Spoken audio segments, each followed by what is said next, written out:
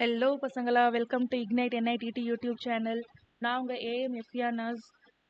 Chemical bonding chapter நடத்த போகிறோம். So இந்த சாப்டர் வந்து ரொம்ப ரொம்ப இம்பார்ட்டண்ட்டான chapter. JEE mains as well as JEE அட்வான்ஸ்க்கு பேசிக்ஸ் ரொம்ப இம்பார்ட்டண்ட்டான சாப்டர் இது. மெயின்ஸ்லேருந்து டைரெக்டான கொஷின்ஸ் கண்டிப்பாக இந்த சாப்டர்லேருந்து கேட்பாங்க. ஸோ எல்லோரும் இந்த சேனலை நாங்கள் அப்லோட் பண்ணுற வீடியோஸை பாருங்கள். இந்த டாப்பிக்கில் வந்து மொத்தமாக 9 வீடியோஸ் அப்லோட் பண்ணுவோம். எல்லா வீடியோஸையும் கண்டிப்பாக ஸ்கிப் பண்ணாமல் கடைசி வரைக்கும் பாருங்கள். Stay tuned. So yeah, let's start the first video. Introduction. பேசிக்காக பார்த்தோன்னா எந்த ஒரு நம்மளை சுற்றி இருக்கிற எந்த ஒரு எதுவாக எடுத்துக்கிட்டாலும் அதோட ஃபண்டமெண்டல் பார்ட்டிக்கல்னு பார்த்தோன்னா ஆட்டம் தான். ஓகேவா? பேசிக் ஃபண்டமெண்டல் பார்ட்டிக்கல் இஸ் ஆட்டம். இந்த மாதிரி ஒரு ஆட்டம், இப்போ இந்த எக்ஸாம்பிள் பாருங்கள், ஹைட்ரஜன் ஒரு ஆட்டம் இருக்குது, இன்னொரு ஹைட்ரஜன் ஆட்டம் இருக்குது. இந்த ரெண்டு ஹைட்ரஜன் ஆட்டம் சேர்ந்து நம்மளுக்கு ஒரு மாலிக்யூல் ஆஃப் ஹைட்ரஜன் கிடைக்குது, H2 மாலிக்யூல் ஃபார்ம் ஆகுது. ஓகேவா? ஸோ இந்த ரெண்டு ஹைட்ரஜன் ஆட்டமை நான் சேர்க்க வைக்கிறதுக்கு ஒரு ஃபோர்ஸ் தேவை, அட்ராக்டிவ் ஃபோர்ஸ். ரெண்டுமே பக்கத்தில் வரணும், பக்கத்தில் வந்து சேரணும். அந்த ஃபோர்ஸுக்கு பேர் தான் கெமிக்கல் பாண்ட். ஓகேவா?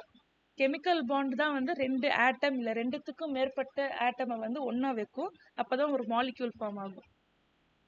First concept of this chapter Lewis Kossel theory. ரொம்ப ரொம்ப இம்பார்ட்டன்ட், ரொம்ப ஈஸியான தியரி. ஓகேவா? ஸோ பேசிக்காக ஒரு ஆட்டம் எடுத்துக்கிட்டோம்னா அது எப்படி இருக்குன்னா, நடுவில் நியூக்ளியஸ் இருக்கும், அதை சுற்றி வந்து ஷெல்ஸ் இருக்கும். Maximum number of electrons in shell, இதை தான் ஷெல்லுன்னு சொல்லுவோம். ஓகேவா? எலக்ட்ரான்ஸை சுற்றி கண்டினியூஸாக இருக்கிற ஆர்பிட்ஸ் வந்து ஷெல்லுன்னு சொல்லுவோம். முதல் ஷெல்லில் வந்து 2 எலக்ட்ரான் இருக்கலாம், அடுத்த ஷெல்லில் பார்த்தோன்னா 8 எலக்ட்ரான் இருக்கலாம். அப்படியே போயிட்டே இருக்கும். ஆனால் இதுக்கு ஒரு ஜென்ரல் ஃபார்முலா இருக்குது. ஃபார்முலா என்னன்னு பார்த்தோம்னாக்க,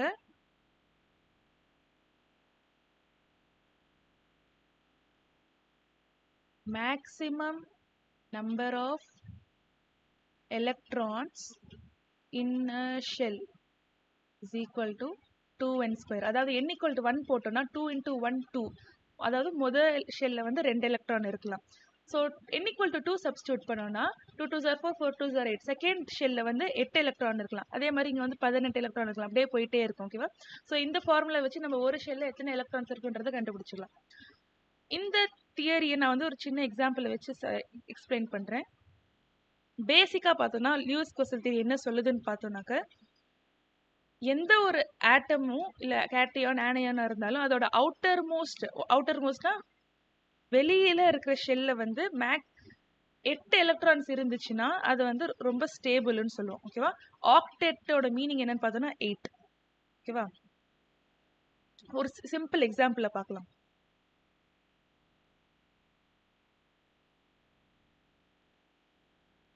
சோடியம் ஆட்டம் இருக்கு. சோடியம் ஆட்டமோட அட்டாமிக் நம்பர் வந்து 11. ஓகேவா?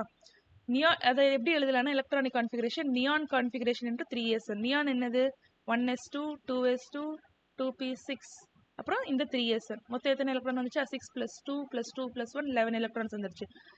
எனக்கு வந்து மொத்தமாக இங்கே பாருங்க, நியூக்ளியஸ் இருக்கு, இங்கே 2 எலக்ட்ரான் இருக்கு, 1s2. ஓகேவா?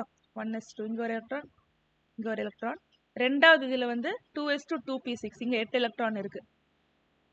மூணாவது ஷெல்ல வந்து ஒரு எலக்ட்ரான் இருக்கு. எனக்கு வந்து ஆக்டெட் ஸ்டேபிலிட்டி அட்டைன் பண்ணுறதுக்கு இந்த வெளியில் இருக்க ஒரு எலக்ட்ரானை ரிமூவ் பண்ணணும்.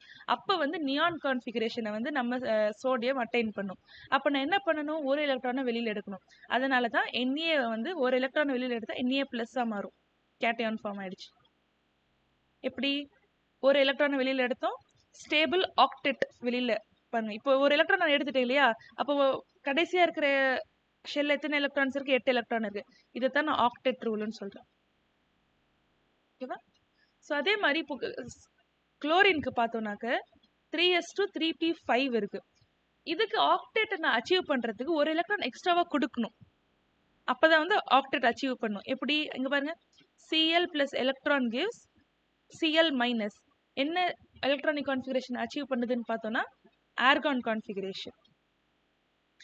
நியான், ஆர்கான் இது எல்லாமே வந்து noble gases, very very stable gases.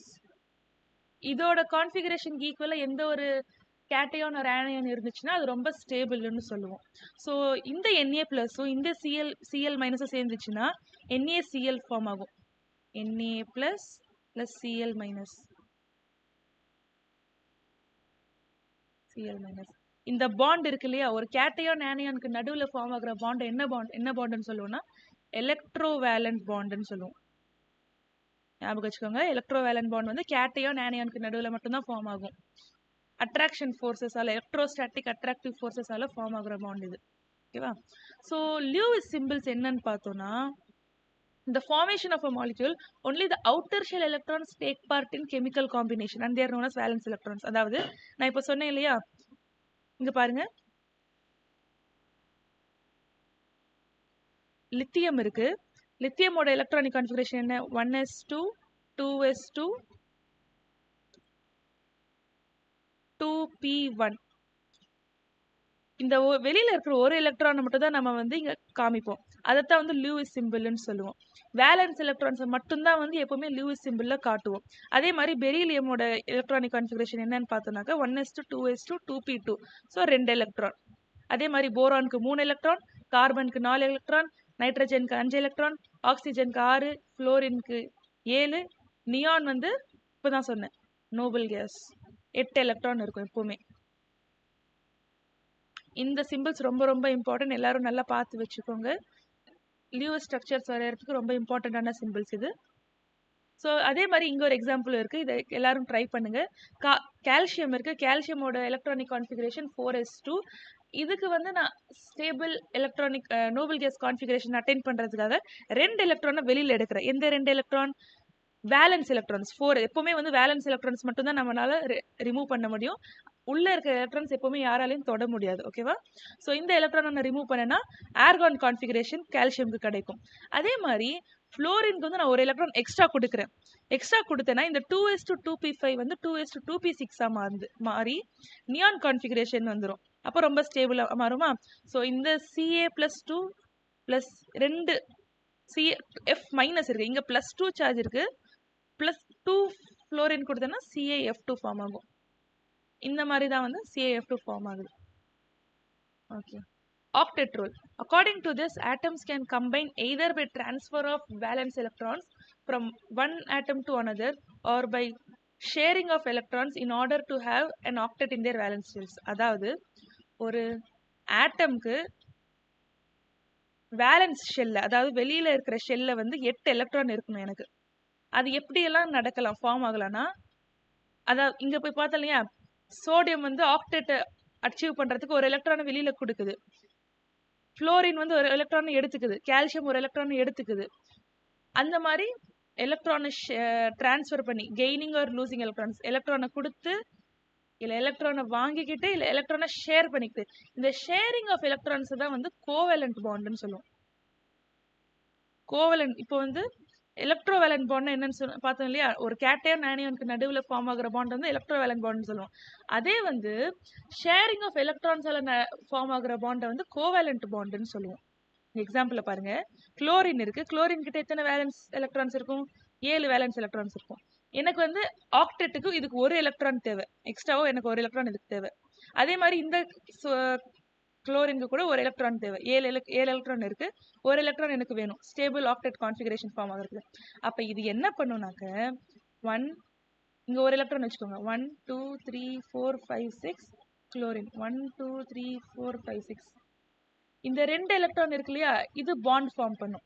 Bond form பண்ணுச்சுன்னா இப்படி ஃபார்ம் பண்ணும். இங்க பாருங்க, இந்த குளோரின் கிட்ட 8 எலக்ட்ரான் இருக்கா, அதே மாதிரி இதுவும் 8 எலக்ட்ரான் இதை எடுத்துக்கும். இந்த மாதிரி 2 எலக்ட்ரான் இந்த 2 குளோரின் ஷேர் பண்ணிக்கும். அப்போ இப்போ கவுண்ட் பண்ணி பாருங்க, 1 2 3 4 5 6 7 8. அதே மாதிரி இங்கே 1 2 3 4 5 6 7 8. 2 குளோரின் கிட்டே இப்போ 8 எலக்ட்ரான் இருக்கு, ஆக்டெட் ரூல் அச்சீவ் ஆயிடுச்சு. இந்த மாதிரி ஷேரிங் ஆஃப் எலக்ட்ரான்ஸால ஃபார்ம் ஆகிற பாண்டை வந்து கோவேலண்ட் பாண்டுன்னு சொல்லுவோம்.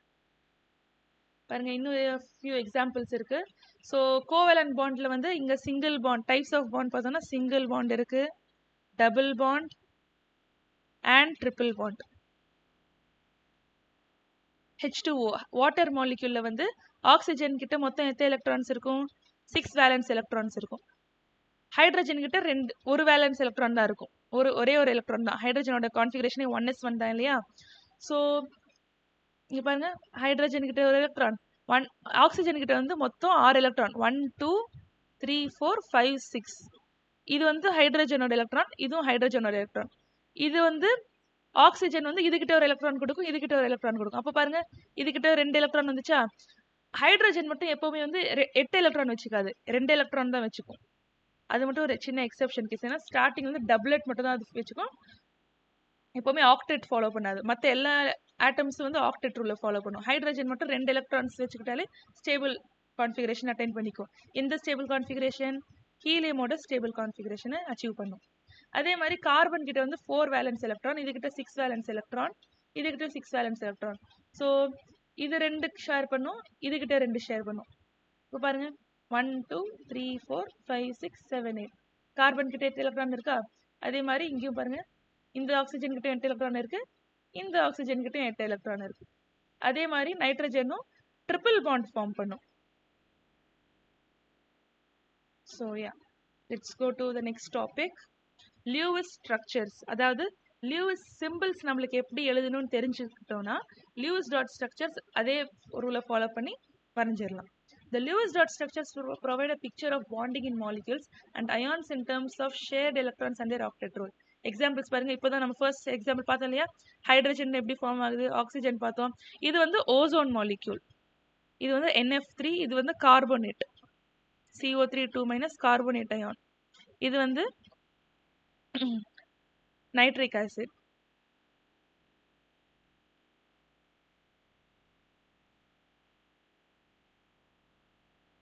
ஸோ ஓசோனோட எக்ஸாம்பிள் எடுத்து பார்த்தோம்னா, ஆக்சிஜன் கிட்ட நான் சொன்னேன் இல்லையா, மொத்தம் வந்து 6 எலக்ட்ரான்ஸ் இருக்கும், வேலன்ஸ் எலக்ட்ரான்ஸ். ஸோ இந்த ஆக்சிஜன் கிட்ட ப்ளஸ் சார்ஜ் வரும், இந்த ஆக்சிஜன் கிட்ட மைனஸ் சார்ஜ் வரும். ஸோ இங்கே வந்து ஒரு சிங்கிள் பாண்ட் ஃபார்ம் ஆகும், இங்கே டபுள் பாண்ட் ஃபார்ம் ஆகும். அந்த மாதிரி எலக்ட்ரான்ஸ் ஷேர் பண்ணி இங்கே பாருங்க, ஃபைனலாக பார்த்தோம்னா எல்லா 3 ஆக்சிஜன் கிட்டையும் ஆக்டெட் இருக்கணும், அதாவது 8 எலக்ட்ரான் கண்டிப்பாக இருக்கணும். செக் பண்ணலாமா?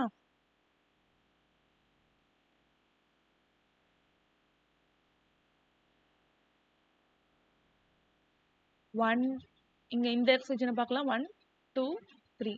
ஃபர்ஸ்ட் ஆக்சிஜன் கிட்ட பாருங்க, 1 2 3 4, 2 டபுள் பாண்ட் இருக்கு, 2 பாண்ட் இருக்கு இல்லையா? ஸோ 4 எலக்ட்ரான், 1 2 3 4 5 6 7 8, 8 எலக்ட்ரான்ஸ் இருக்கு.